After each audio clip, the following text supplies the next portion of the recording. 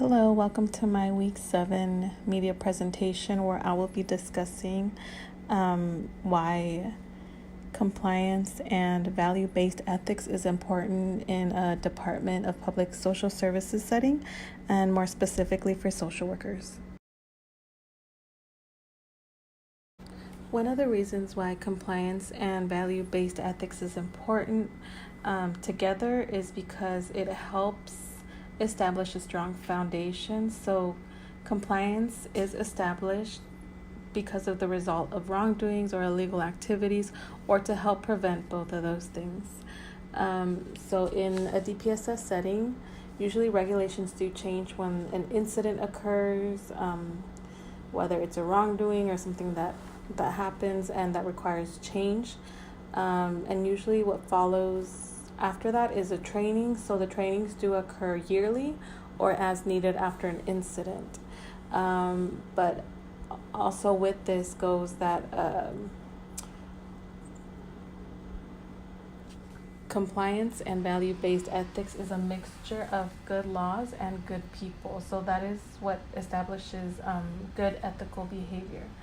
And I feel like this would fit Aristotle's virtue theory, because social workers have to know their department's regulations, but also follow the core values and what they value. So it has to be a mixture of everything in order. So like the DPSS core values, some of them are treating the clients with dignity and respect, having accountability, fairness, and also a social worker has to be able to act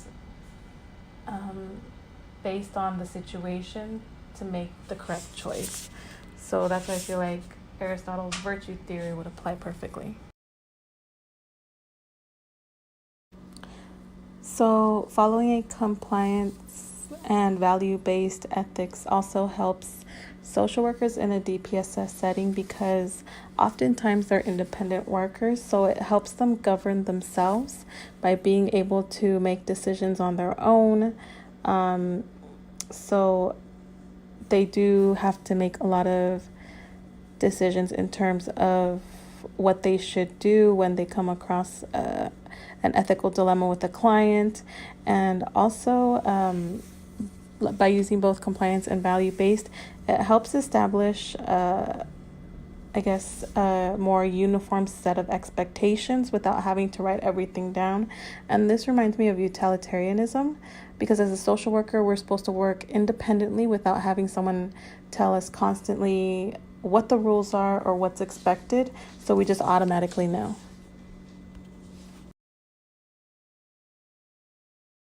And finally, one without the other. So whether it's using compliance alone or value-based ethics alone, using just one of those causes an imbalance in the workplace. So, for example, many times companies are focused on telling employees what to do, and they don't understand what the purpose behind it is, and it discourages employees and causes non-compliance.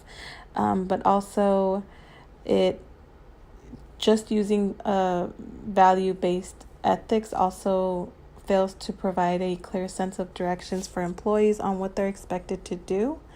But as an employee for DPSS, we have to understand the organization's mission in order to be compliant, and also using both at the same time helps produce a workplace and employees that are committed to their organization. Because like I said, oftentimes we come across ethical dilemmas, and if we're not using compliance and value-based ethics, it could get a little bit blurry in terms of making decisions when it comes to those important times where a social worker has to make a decision at the moment.